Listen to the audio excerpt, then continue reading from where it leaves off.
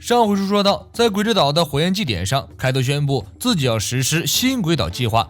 路飞与大河摆脱了润体姐弟俩的追杀，大河向路飞吐露了一个秘密：被称为凯多儿子的大河居然是一个女人，而且大河十分崇拜凯多的仇敌光月玉田，自己称自己是继承玉田意志之人，打算与路飞一同作战，干掉凯多。最令路飞惊讶的，大河告诉路飞自己认识艾斯。艾斯曾为了取凯多的首级来到过和之国，与大河大打出手，然而两人互相欣赏，打出了友谊，打出了情谊。艾斯经常和大河提起路飞。后来艾斯离开了和之国，本来大河也想就此踏上冒险的旅程，但因为双手被铐住，无法自由地出入鬼之岛。大河从8岁开始，双手就被扣上锁链，监禁在鬼之岛。如果离开鬼之岛，手铐就会爆炸。大河曾经也想过，这是凯多在吓唬他。难道有人会狠心杀了自己的孩子吗？可是万一有个万一，大河不敢冒这个险，因为凯多就是这种狠角色。我一定要揍飞凯多，我已经被他揍过很多次了。路飞表示，看在你如此孝顺的份上，我可以帮你把手铐弄下来。这时外面传来一阵喧闹声，路飞和大河击破天花板，探头出去观望。表演层，凯多的演讲开始了。距离白胡子的顶上战争已经过去2年了，世界终于开始动荡了。废除秋海并非是政府疯了，而是他们有自信能凭海军本部的新战力压制住我们。然而我们要将飘飘然的世界政府甩开，我们要获得世界上最强大的力量——古代兵器。为此我们要与大妈联手。凯多话音刚落，表演层轰隆一声巨响，大妈带着普罗米修斯和一群霍米斯挟持娜美一伙撞破了围墙，出现在表演层。你是在叫我吗，可爱多？凯多低吼道：“你终于来了，玲玲，让我等了半天。”大妈大笑几声，面向群众震声喝道：“正如凯多所说，我们因为某种目的结成同盟，互相敌视时达成不了的目的，一旦联手就触手可及了。你们给我听好了，我们要全力投入到海贼事业，我们要拿下大秘宝 One Piece。”大妈振臂一呼，全场沸腾，两大霸道总裁联手了，天下之大，触手可及。凯多将目标同时锁定在古代兵器的身上。古代兵器的存在一定会给世界带来恐惧与战争，有了古代兵器，凯多就有机会将世界搅乱，乱世就会有机会投机获利，这就是凯多接下来要走的一步棋。古代兵器世界上一共有3个：冥王、天王、海王。那种力量如果被凯多这样的人得到，世界的平衡就会崩溃，瞬间走向毁灭。大蛇在一边沾沾自喜，凯多如果找到大秘宝，自己也能分一杯羹吧。然而接下来凯多的话让大蛇不寒而栗，一下子变了脸。凯多要求大蛇的部下们选择站队，和之国因为地理位置的原因，不论是海军还是世界政府都很难攻进来，是个天然的不法之地。凯多要兴建更多的武器工厂，将花之都的人也抓进去，在武器工厂里劳动，将和之国彻底变成海贼乐园。大蛇气得浑身发抖，自己家族一直带着对光月家的仇恨活过来的，好不容易现在出人头地，一人之下万人之上了，怎么可能拱手让出地盘？这里的一切都是我黑炭大蛇的，认清你的身份，凯多。近在一边奉上佩刀，凯多目露凶光。如果狗开始咬主人了，这样的狗就可以杀了。凯多拔出近的佩刀，转身一刀砍掉了大蛇的脑袋。你说的这些关我什么事儿？你已经没有利用价值了。大蛇的贴身忍者警卫队队长福寿禄当场吓尿了。场上凯多的手下和大蛇的手下惊掉了下巴。凯多大吼：“黑炭家、光月家都无所谓。”刚刚面对大蛇还很硬气的桃之助，被凯多这个比自己整个人还大几倍的拳头彻底给吓傻了，哇的一声惨叫出来。路飞一激动，与大河2人从天花板上跳下来。可是这里不是表演层，他们刚刚看到的是大屏幕的转播内容。现场一群马仔转头看向路飞，没有大家反应过来，路飞一把扯过大河，2人向表演层赶去。敲诈海贼的苍蝇已死，5秒内做出决定吧。大蛇的部下们是否随我成为海贼，还是在此挑战我们而死？为了即将到来的世界大战，我要将这个国家变成海贼的帝国。今晚就将这鬼岛迁至华之都，和之国要毁灭了，国家更名为新鬼之岛，将军就是我的儿子。大河听见凯多的声音，怒从心起：“你个老东西，谁要做你的将军？”路飞和大河直接捶碎了墙壁，朝近路而行。表演层内所有人都畏惧地看着凯多，为自己的后路打算。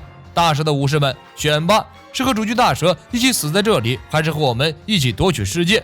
我知道武士们都是重情义的人，选择挑战我们的人，我也赞赏你们。和之国将焕然一新，跟新伙伴一起为这个世界建立新的基础吧。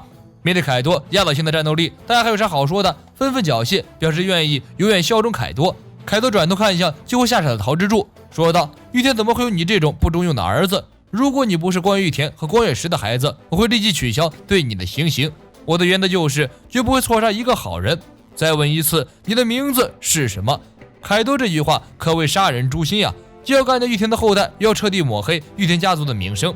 台下哄笑一片，大声嚷嚷：“快随便取个名字吧，小鬼！凯多大人真是仁慈，如果随便取个名字糊弄过去，就能捡回一条命。”陶之助吓得要死，可是，一想起父亲、母亲还有路飞，陶之助突然勇敢起来。他咬咬牙，冲着下面密密麻麻的凯多军队大喊道：“陶是象征天下无敌的词。”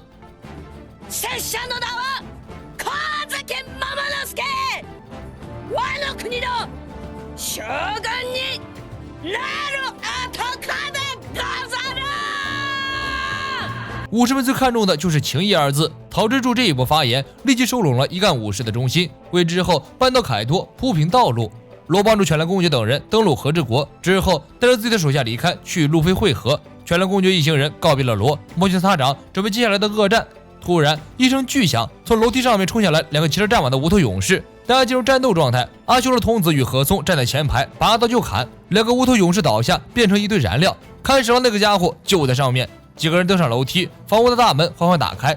看法郎带着一群给付者站在门外，等着昔日同僚们的到来。你们果然来了呀！虽然没有发现巫师入侵的痕迹，但我相信你们不会不来的。没人比我更了解你们的倔强。小菊焦急地问道：“陶之助大人应该平安无事吧？”看侍郎笑了：“平安是挺平安，但是有没有事就不好说了。虽然没有被揍死，但是应该会躺在床上几天下不来。现在里面的表演层马上就要举行陶之助的公开处刑了。再过几分钟，关野家族的历史就要结束了。”何松怒吼一声：“别小看我们看侍郎！中午是为了关于玉田所托付的遗愿，隐忍20年，蛰伏20年，跨越时空，一切都为了今日之战，怎么可能被区区看侍郎和一群喽啰给挡住？”雷藏指着看侍郎怒道：“我们就将你斩服，继续前进。”看侍郎嚣张的回应：“既然如此，这里就作为决斗的舞台，我将你们这些无脑复仇的武士全部解决，一个不留，杀！”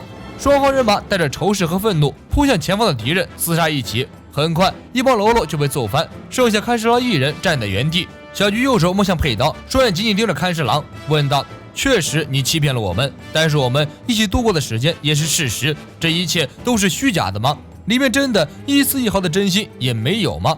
看侍郎沉默一番，笑道：“人生如戏，全靠演技。你这么说，说明我演技还是不错的，角逐金奥斯卡奖还是有希望的。不开心也能笑出来，不悲伤也能流泪。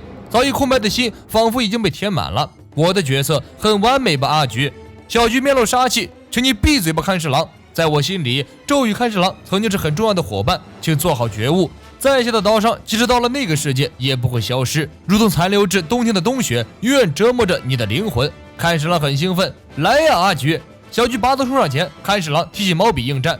他自认为自己很了解小菊的出招套路，没想到两人过了不到10招，看侍郎就被缴了武器。小菊举着武士刀指向看侍郎的脑袋，阿修罗童子大喊：“最后一击了，阿菊！”看侍郎泪眼婆娑，哀嚎不止，卖可怜求同情，祈求小菊的原谅。小菊一瞬间想起20年前他们9人围聚在玉田身边的状态，突然心软，手中的刀也没了劲头。阿菊，对不起，我只能以黑炭家的身份活下去。我们情同手足，共同度过的时光，时至今日，我也未曾忘记。背叛你们活着，一直让我很痛苦。我确实对陶之助大人做了非常过分的事情。身为黑炭家的人，我只能这样活着。原谅我吧。其实我想和你们一起活下去的。说着，看成了挤出几滴眼泪。阿修罗童子大喊：“杀了他！”阿菊、小菊双手颤抖，低声道：“看侍郎，现在还来得及，我们一起去打倒凯多吧。”突然，小菊的身后出现了另一个看侍郎，一毛笔将小菊砍倒在地。你真是天真啊！小菊努力从回忆中释放，一刀将面前的看侍郎斩开。结果，另一个年轻的看侍郎出现在他的眼前，小菊又懵逼了。看侍郎凭借着绘画技术以及高超的演技，完全将小菊玩弄于股掌之间。我从来没有把你们当回事儿，一切都是为了黑炭家。作为一个演员，我已经知足了。小菊烦了，反过来一刀砍向看侍郎，两人持刀而立，双双出招。这一瞬间，小菊放下了对看侍郎所有的情感，一刀将他斩杀。警卫们与传子郎赶来与大家会合，看到浑身是血倒在地上的看侍郎，所有人都沉默了。虽是叛徒，但人都是有感情的。大家收起眼泪，继续向凯多所在地进发。同僚们，为了玉田大人的遗愿，为了救出陶之助大人，我们的目标只有一个，那就是凯多的首级。